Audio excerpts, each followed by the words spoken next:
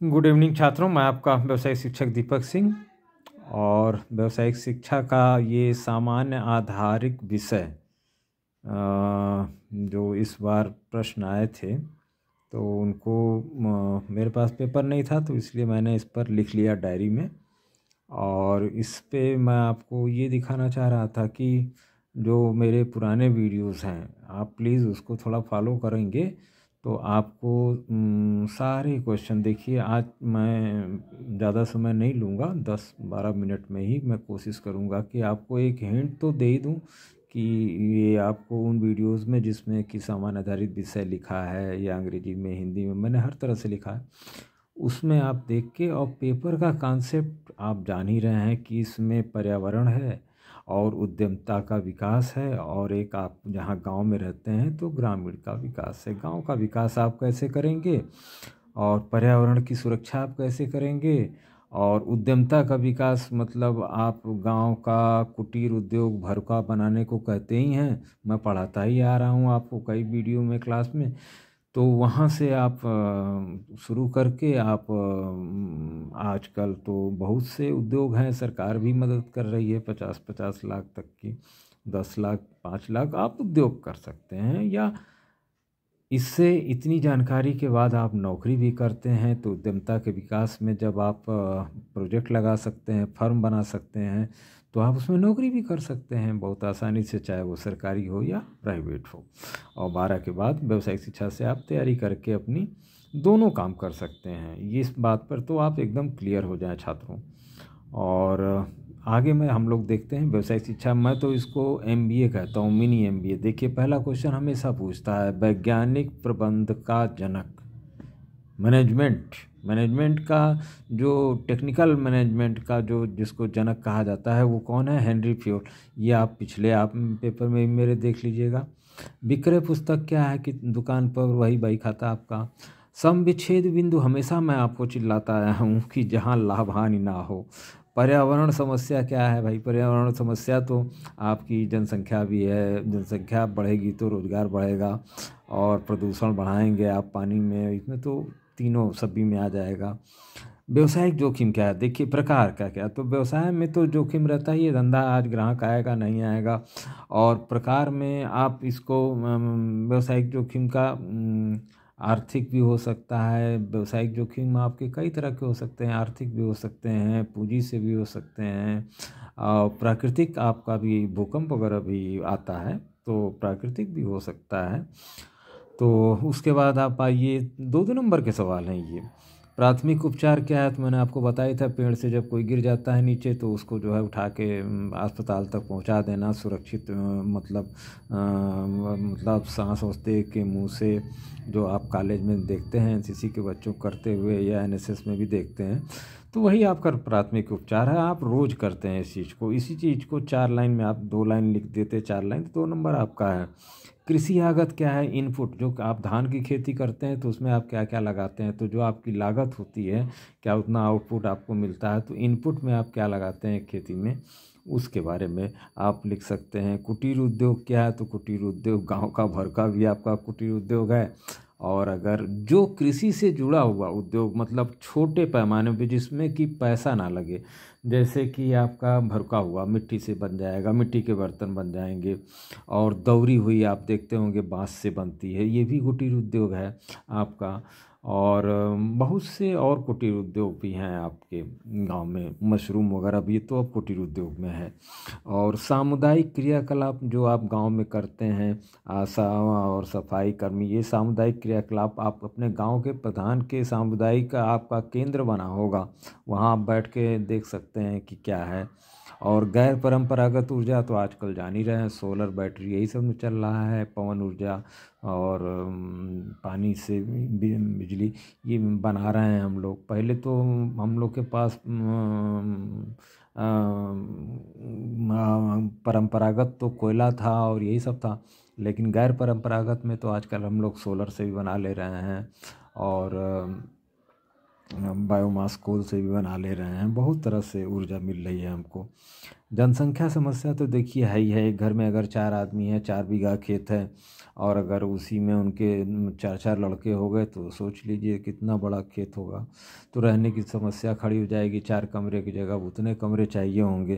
तो ये जनसंख्या विस्फोट है। इसी को आप जनसंख्या कह लीजिए, समस्या है हमारी। और इसी को एक विस्फोट कह लीजिए कि एक समय ऐसा आएगा कि गाँव में आदमियों को या शहर में रहने के लिए जगह नहीं मिल पाएगी, हवा नहीं पास होगी। पर्यावरण का महत्व क्या है, तो इसको तो आप आराम से समझा सकते हैं कि भैया पर्यावरण में आप नदी में जो आप फेंकते हैं कूड़ा कचरा और गैस चिमनी से उड़ाते हैं, तो उससे जो है हवा प्रदूषित होती है, पानी प्रदूषित होती है होगा, तो उसका जो है आपके शरीर पर प्रभाव पड़ेगा। तो आप भी जब प्रभावित हो जाएंगे तो फिर पर्यावरण को बचाना तो आप ही का काम है।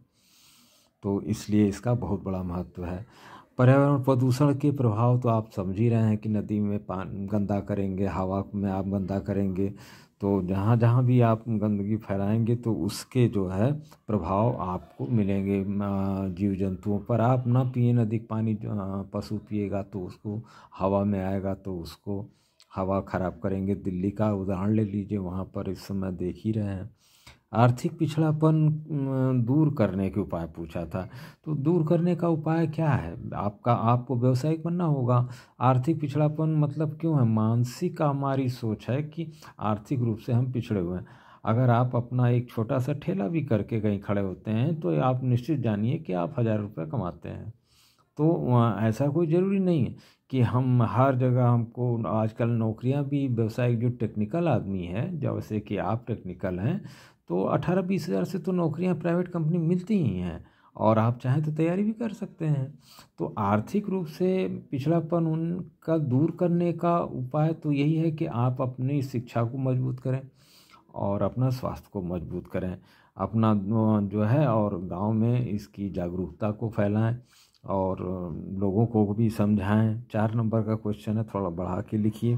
पर्यावरण को जीव जंतु कैसे संतुलित करते हैं। सही बात है, पर्यावरण को जीव जंतु क्या कैसे संतुलित करेंगे। शेर हिरन को खाएगा, फिर हिरन को घास को खाएगी, तो मतलब एक दूसरे का संतुलन, एक अच्छा 5 का सवाल है। तो ये आप सब जानते हैं। और समन्वित ग्रामीण विकास, इस पर तो मैंने अलग एक वीडियो बना रखा है भाई, आप उसको सुन लीजिए।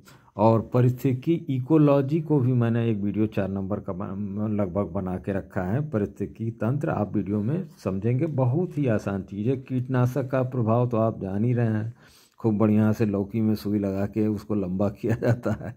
तो कीटनाशक का प्रभाव तो आप लिख ही लेंगे कि इससे शरीर पर प्रभाव पड़ेगा, मिट्टी पर प्रभाव पड़ेगा, पानी में प्रभाव पड़ेगा, तमाम तरह का प्रभाव कीटनाशक जो है कृषि पे ही नहीं डालेगा, हर जगह डालेगा, ज़मीन से लेके और आपके खाने में भी आ जाएगा।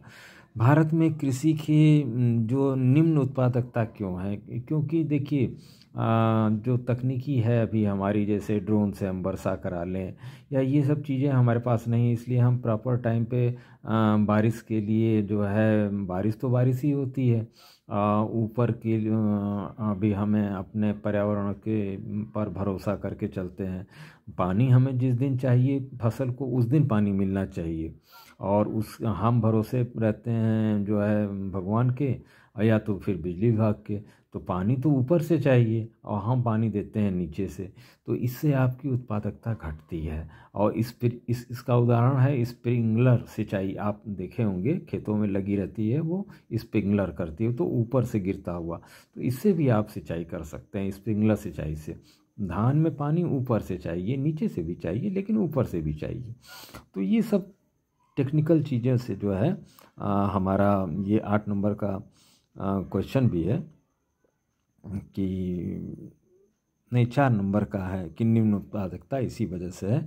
और पर्यावरण शिक्षा के 4 उद्देश्य आप बताइए। पर्यावरण शिक्षा आपको नहीं आएगी तो आप उसका उद्देश्य लिख दीजिए। नंबर 1 की जो है पर्यावरण शिक्षा का पहला उद्देश्य है कि आप हवा, जल, जंगल, जमीन, जलवायु, इसको आप सुरक्षित रखें। लघु कुटीर उद्योग की भूमिका, भाई ये राइस मिल आपका लघु उद्योग हो गया 5 लाख से ऊपर, 10 लाख से ऊपर, और कुटीर उद्योग आपका गांव का बरका, दौरी, सूप, ये सब चीज़ें हो गई, और छोटी छोटी हालर राइस मिल, और आजकल तो ट्रैक्टर भी कुटीर उद्योग हो गया। तो इन सबों का भूमिका क्या है ग्रामीण विकास में? तो आप खुद ही सोचिए, अगर ये सब चीज़ें नहीं रहेंगी तो जिसके पास ज़मीन नहीं है वो कैसे खाएगा, जिएगा? तो वो सिर्फ सरकार ही से भरोसे तो रहेगा नहीं, तो उसको अपने जीने खाने के लिए कुछ कुटीर उद्योग छोटा मोटा आना चाहिए, दौरी, सूप, पंखा, बेना, और तमाम। आजकल तो बहुत से कुटीर उद्योग हैं जो कि आप लाख 2 लाख में लगते हैं। लघु कृषक और सीमांत कृषक, ये भी आपको हमने आपको ग्रामीण विकास में आप हमारे देखिएगा सामान्य दायित्व विषय के ग्रामीण विकास, तो उसमें आपको लघु कृषक छोटा जो किसान होता है और सीमांत कृषक जो है दोनों के अंतर को भी और उनके बारे में भी मैंने आपको बताया है। आप थोड़ा सा उस वीडियो पे भी जाने की कोशिश करें। ये वीडियो मैं 10 मिनट से लंबा नहीं करना चाहता। और यही 2024 का प्रश्न था। 23 प्रश्न थे। अगर सब ने 2-2, 4-4, 5-5 लाइन लिखी हैं तो हमको नहीं लगता कि कोई आपको फेल करेगा। प्रश्न मत छोड़िए। मैं हर वीडियो में पहले भी कहता हूँ, अभी भी कह रहा हूँ। Many many thanks again. अगर हो सके तो थोड़ा सा सब्सक्राइबर हमारे पार तो करा दीजिए मुझे और किसी चीज़ की नहीं, सब्सक्राइबर तो पार करा दीजिए। Many many thanks again.